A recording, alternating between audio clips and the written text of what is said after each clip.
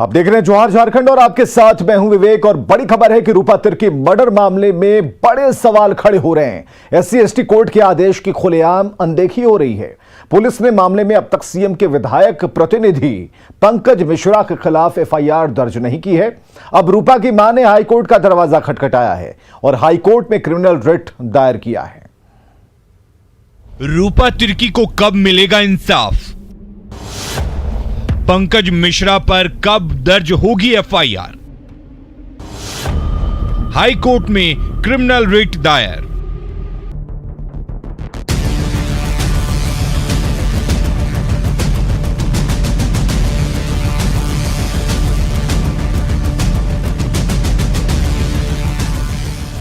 साहिबगंज महिला थाना प्रभारी रूपा तिर्की मर्डर मामले में झारखंड पुलिस का असली चेहरा सामने आ रहा है। इस मामले में पुलिस की कार्यशैली पर बड़े सवाल खड़े हो रहे हैं। हालात यह है कि रांची SC/ST कोर्ट के आदेश की तामील करने की जहमत पुलिस नहीं उठा रही है। अब हाईकोर्ट में रूपा की मां ने क्रिमिनल रिट याचिका दायर की है। दरअसल SC/ST कोर्ट ने पिछले 26 नवंबर को ही FIR दर्ज करने का निर्देश दिया था। कोर्ट ने CM हेमंत के विधायक प्रतिनिधि पंकज मिश्रा और प्रमोद मिश्रा के खिलाफ FIR दर्ज करने का आदेश दिया था। बावजूद इसके अब तक FIR दर्ज नहीं की गई। इन तमाम सवालों को लेकर जब न्यूज 18 रांची SC/ST थाने पहुंची तो थाना प्रभारी के जवाब से साफ मालूम चला कि आखिर थाने पर प्रेशर है तो कितना। FIR तो दर्ज नहीं हुआ है, लेकिन इस विषय में तो हम ज़्यादा कुछ नहीं बतला सकते जी। तो FIR दर्ज नहीं करने की वजह अब बोल दिए नहीं, इस विषय में हम ज़्यादा नहीं बतला सकते हैं, बोल सकते हैं, चूँकि सीनियर अफसर के बाद थाना प्रभारी आप हैं मामला। हाँ है, तो फिर भी इसीलिए तो बोल रहे हैं ना। नहीं, हम एक बात है, जिम्मेदारी किनकी बनती है? थाना FIR अब ये सब मत पूछिए, जितना बोल रहे हैं उसी को समझिए। रूपा तिर्की मामले में धारा 302 के तहत मामले की जांच चल रही है। रूपा तिर्की अनुसूचित जनजाति से ताल्लुक रखती थी। परिजन सबसे पहले सितंबर 2021 में इस मामले को लेकर रांची SC/ST थाने पहुंचे थे, लेकिन वहां प्राथमिकी दर्ज करने से साफ इनकार कर दिया गया। इसके बाद रूपा तिर्की की मां पद्मावती उराइन ने रांची SC/ST कोर्ट का दरवाजा खटखटाया, जिसके बाद 26 नवंबर 2021 को रांची SC/ST कोर्ट ने पंकज मिश्रा और प्रमोद मिश्रा के खिलाफ SC/ST थाने को FIR दर्ज करने का निर्देश दिया।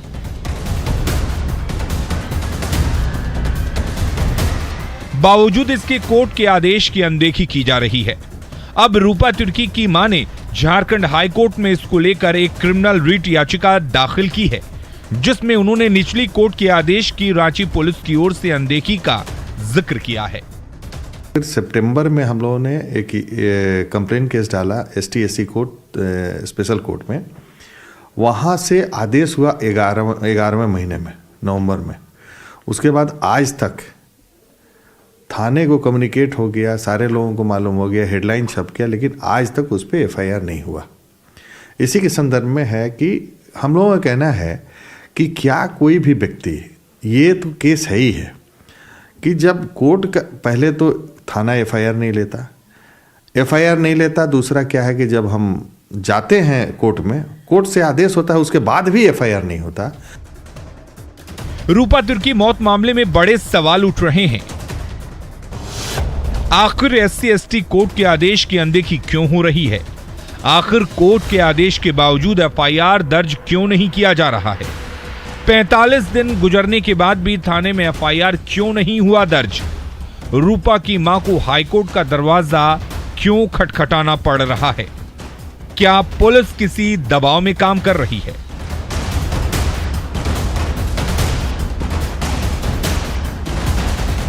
न्यूज 18 के लिए रांची से संजय कुमार सिन्हा की रिपोर्ट।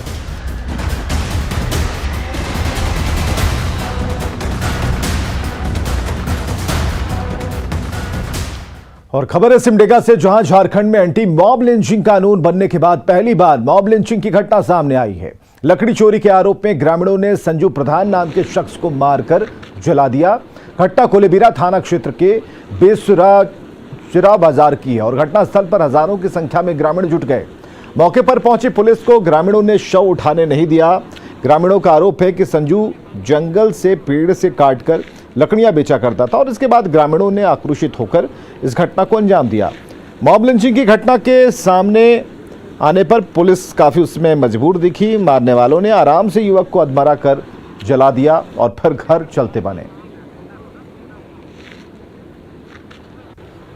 ग्राम प्रधान ने इनको इंक्वायरी किया टेस्टंगार बड़ा बाबू के सामने कि आप खुदकट्टी दिवस में आप शाम यहाँ 6 पेड़ को आप कटाए, तो इनकार किया हम नहीं।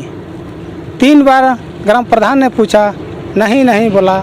उसी दरमियान में पूरा खुदकट्टी का आम जनता लोग उसमें मारपीट शुरू करने लगा और पूरा खुदकट्टी एकता हो करके उसको जला दिया।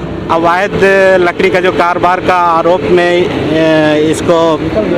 उसको मार करके उसको आग लगा दिया है। अभी फिलहाल इस तरह की बात सामने आ रही है, हम लोग जांच कर रहे हैं उसमें। ये अभी तो सब पूछताछ हो ही रहा है। बोल के वहाँ पर बना हुआ है छोड़ के क्या उसी में ये लोग आया बिना कुछ पूछे, हम लोग को खबर तक भी नहीं था कि मीटिंग कर रहा है ये लोग। अरे ऐसा मौत दिया उसको कि बेनामी से मारा है, इतना चितड़े कर दिया। पूरे बस्ती वाले मिल के मारे हैं। से मार रहे थे? पत्थर से मारे हैं। तो मना नहीं की? हमको भी मार रहा था अंकल, हम छुड़ाने के लिए गए थे तो नहीं माना अंकल।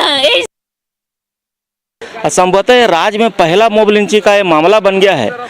यहाँ पर एक व्यक्ति को पहले मार दिया जाता है, उसके बाद जला दिया जाता है, पुलिस को भी गांव में नहीं घुसने दिया जाता है। ग्रामीणों की ये हैवानियत देखकर ये अंदाज़ा लगाया जा सकता है कि कितने विभत्स तरीके से मारा गया। आप देख सकते हैं बॉडी निकाली गई है, जहां से जलाया गया था वहां से बॉडी निकाल कर अब पोस्टमार्टम के लिए ले जाया जाएगा। चूँकि हालत शव की वैसी नहीं है कि इसकी पोस्टमार्टम कराई जा सके, पर पुलिसिया प्रक्रिया है, उस पुलिसिया प्रक्रिया को पूरी करनी है। आग बुझाई गई है और शव को निकाला जा रहा है। एसडीपीओ सिमडेगा ने बताया कि घटना बहुत ही दर्दनाक है। अरे मॉब लिंचिंग ही जैसा ही घटना है, ये बहुत ही खराब बात है और जो ग्रामीणों ने किया है वो बहुत ही निंदनीय है। पर सोचने वाली बात है कि जो ग्रामीण हैं इतने क्रूर कैसे हो गए। एक व्यक्ति को जो खुदकट्टी का उल्लंघन करता था, वन विभाग को जब सारे मामले की जानकारी थी और इस व्यक्ति को जेल नहीं भेजा गया, फिर से गांव भेज दिया गया, फिर से पेड़ काटा, उसके बाद ग्रामीण आक्रोशित हुए और इसे मार दिया और मार कर जला दिया। ये घटना सिमडेगा के लिए बहुत ही दुर्भाग्यपूर्ण घटना है और जो ग्रामीण है उनकी भी जितनी निंदा की जाए कम है। चूँकि कानून है, कानून व्यवस्था है, पुलिस है, जो भी अगर घटना होती है तो मामला पुलिस के पास जाना चाहिए था। और खतरनाक अपराध है और जिला के लिए शर्मसार करने वाला अपराध है। न्यूज़ 18 के लिए सिमडेगा से श्रीराम।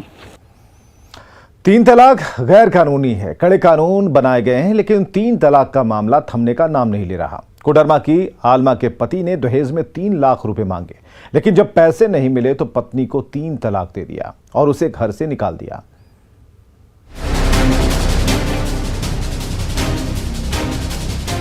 तीन तलाक गैर कानूनी है, कड़े कानून बनाए गए हैं, लेकिन 3 तलाक का मामला थमने का नाम नहीं ले रहा है। कोडरमा के रहने वाली आलमा के पति ने दहेज में 3 लाख रुपए मांगा। जब 3 लाख रुपए नहीं मिला तो पत्नी को 3 तलाक दे दिया और उसे घर से निकाल दिया। कड़े कानून के बाद भी 3 तलाक का मामला थमता नजर नहीं आ रहा है। कोडरमा की आलमा खातून को उसके पति ने 3 तलाक देकर घर से निकाल दिया है, जिसके बाद आलमा पुलिस से लेकर सीएम से इंसाफ की गुहार लगा रही है। शादी करके वो हमको लेके गया, मारपीट करने लगा और बोला तुम अपना घर से 3 लाख रुपया लाओ दहेज के तौर पे। तो हम बोले मेरे माँ बाप के पास जो था वो आप पहले ले चुके, वो अब कहाँ से देगी। बोलता जहाँ से देगी, नहीं देगी तो हम तुमको यहीं मार के फेंक देंगे, तुम्हारा माँ बाप कुछ नहीं कर पाएगा। हम बोले कि ऐसा कैसे होगा, वो उसकी बहन मारती थी हमको। उसके बाद क्या वापस वो 3 तलाक दे के चला गया। वो तो मेरे जब से वो बोल के गया, हम फ़ोन कर रहे वो फ़ोन ही नहीं मेरा उठा रहा है। यहाँ पर आए हैं, क्या कुछ मांग लेकर के आए हैं?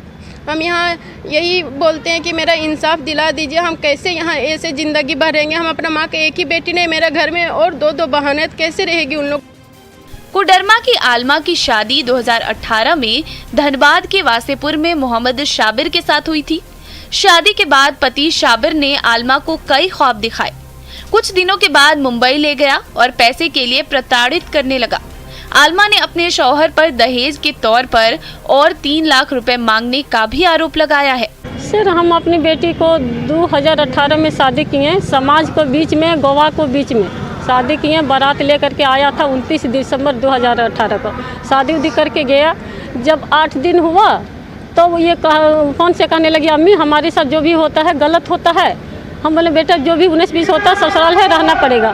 तो बोलती है कि अम्मी हमारा मारपीट होता है, खाने पीने भी तकलीफ होता है, और हमारा नन्ना तो आधी रात को घर से निकाल देती है कि दूसरे आदमी को भी देखा है। संज्ञान में नहीं आया है, आप ही लोग के द्वारा पता चल रहा है कि इस तरह का मामला आया है, लेकिन थाने पर आएगी तो उसमें मुकदमा दर्ज किया जाएगा। इसमें सेक्शन स्पेशल बना हुआ है, इसमें है बना हुआ कि 4 मुस्लिम वुमेन प्रोटेक्शन एक्ट के तहत मुकदमा दायर किया जाता है और उसके तहत कार्रवाई की जाएगी। बिल्कुल न्याय मिलेगा। अभी हम लोग को संज्ञान में नहीं आया है, आप ही लोग के माध्यम से पता चला है कि इस तरह का मामला आया है, लेकिन अभी थाने के थाना प्रभारी से बात हुई है, उनके संज्ञान में भी नहीं है। जैसे ही मामला आएगा संज्ञान में, उस पर कार्रवाई की जाएगी। तलाक के बाद अब आलमा अपनी मां के घर पर रह रही है, लेकिन वह परिजनों का बोझ बनकर नहीं रहना चाहती है। उसकी छोटी बहनों की शादी अभी नहीं हुई है, ऐसे में वह इंसाफ की गुहार लगा रही है। आलमा की शिकायत पर पुलिस ने कार्रवाई का भरोसा दिया है। अब देखना है कि आलमा को कब इंसाफ मिलेगा। न्यूज़ 18 के लिए कोडरमा से रितेश लोहानी की रिपोर्ट।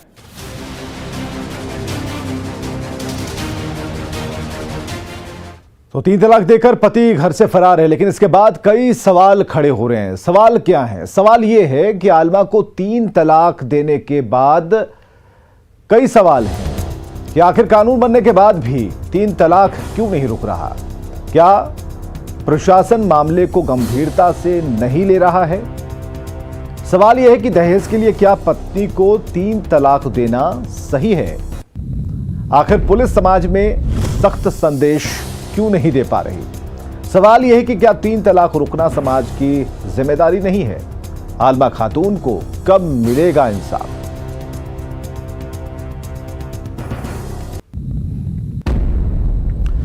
और बड़ी खबर आ रही है, कोरोना की डरावनी रफ्तार से जुड़ी हुई खबर है कि कोडरमा में फिर से कोरोना विस्फोट हुआ है।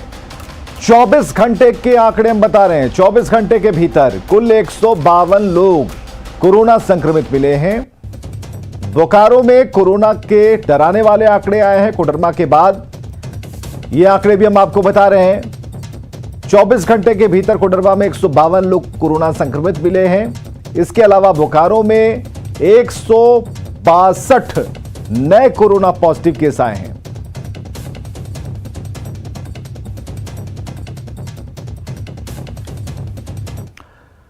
तो कोरोना बेकाबू है और नई गाइडलाइंस जारी है। मास्क और सोशल डिस्टेंसिंग जरूरी है, लेकिन राजधानी रांची के लोग लापरवाह हैं।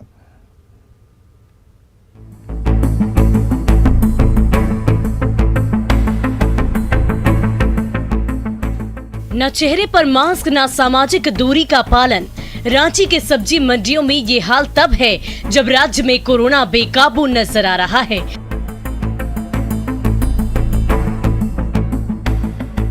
लगातार तीसरे दिन 1000 से ज्यादा कोरोना के नए मरीज मिले हैं। बावजूद लोग सुधरने का नाम नहीं ले रहे। लेंस लागू हो गया है, मास्क तो जरूरी है, पहना क्यों नहीं? ओके पहन लेंगे मास्क। भूल गए थे।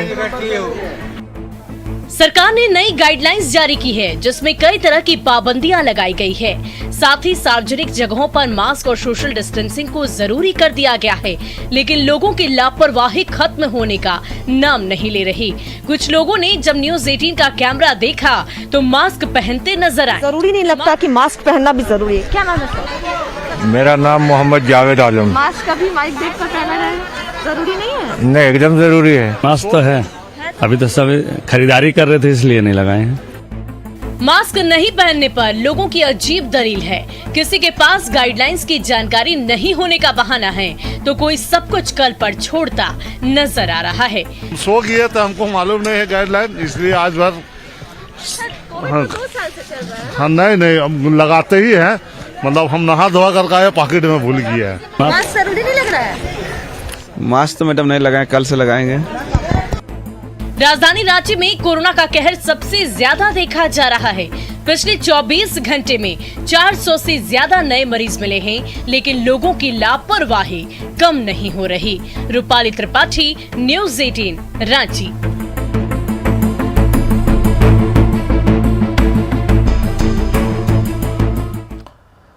और इधर राजधानी रांची में कोरोना के बढ़ते मामलों को देखते हुए रांची जिला बार एसोसिएशन ने भी एक निर्देश जारी कर दिया है और इसके तहत रांची जिला बार भवन में मास्क लगाना अनिवार्य कर दिया गया। बिना मास्क के बार भवन में प्रवेश वर्जित है। न्यूज़ 18 की टीम जब रियलिटी चेक करने रांची जिला बार भवन पहुंची तो कई अधिवक्ताओं के चेहरे से मास्क गायब था, तो ज्यादातर लोगों के मास्क गले में टंगे नजर आए। रांची जिला बार भवन का जायजा लिया न्यूज़ 18 संवाददाता संजय कुमार सिन्हा ने। रांची जिला बार भवन में बिना मास्क के प्रवेश वर्जित है। हम इसका रियलिटी चेक करते हैं और ये जानने की कोशिश करते हैं कि वास्तव में जो आदेश रांची जिला बार एसोसिएशन की ओर से दिया गया है उसका पालन किस तरीके से किया जा रहा है। बार भवन का ग्राउंड फ्लोर है, हम वहाँ जाएंगे और वहीं रियलिटी चेक करेंगे कि कितना अवेयरनेस है और एसोसिएशन की ओर से जो निर्देश जारी किए गए हैं उसका पालन किस तरीके से हो रहा है। आप यहाँ पर देखिए कि यहाँ पर जो लोग हैं उनका मास्क कहाँ है और किस तरीके से बैठ के आपस में बातचीत कर रहे हैं, हम ये भी जानेंगे उनसे। सर, एक जो निर्देश एसोसिएशन की ओर से जारी किया गया है कि बिना मास्क के प्रवेश नहीं है, लेकिन मास्क लगाना ठीक है, मास्क पहनना भी जरूरी है। बिल्कुल जरूरी है जी। तो आपको लगता है कहीं से आप लोगों की ओर से ढिलाई बरती जा रही है? नहीं, हम लोग की तरफ से तो ढिलाई नहीं बरती जा रही है। हमने देखा कि मास्क है लेकिन मास्क पहनने में थोड़ी कंजूसी।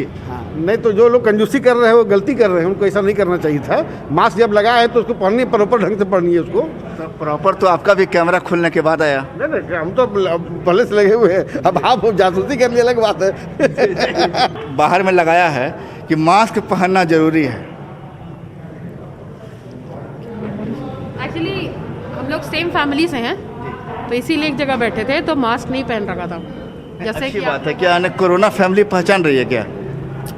तब एक ही फैमिली रोज दिन साथ में रहना है तो फिर एक ही टेबल पे बैठे थे, तो इसीलिए अभी जस्ट खा ही रहे थे तो इसीलिए मास्क हटाया। क्या है कि मास्क है पर मास्क का पालन किस तरीके से हो रहा है, जरा ये भी देख लीजिए कि यहाँ पर हालांकि शाम का वक्त है, बहुत सारे वकील जा चुके हैं, लेकिन जो भी लोग हैं अंदर उनके पास मास्क है, लेकिन मास्क प्रॉपर किस तरीके से है उसकी भी एक तस्वीर आपने देखी। क्या सभी लोग मास्क लगा रहे हैं आप लोग? बिल्कुल लगा रहे हैं मास्क लगा रहे हैं यहाँ पर। और जो बार भवन में जो एडवोकेट या कोई भी क्लाइंट जो मास्क बिना लगाए हुआ रहे। देखने में आ रहा है कि हम लोग जब आते हैं, मीडिया का कैमरा जब खुलता है तभी लोग नीचे से ऊपर जाता है मास्क। नहीं, ऐसा नहीं है, और जो क्लाइंट है वो जो नहीं जानता है वो लोग हैं। लेकिन निर्देश जारी कर दिया जाता है, लेकिन निर्देश का पालन किस तरीके से होता है आपने खुद देखा। जरूरी है कि हम निर्देश का पालन ईमानदारी से करें। कैमरामैन अमित के साथ संजय कुमार सिन्हा, न्यूज़ 18 रांची। और खबरें लगातार जानी है, बने रहिए हमारे साथ।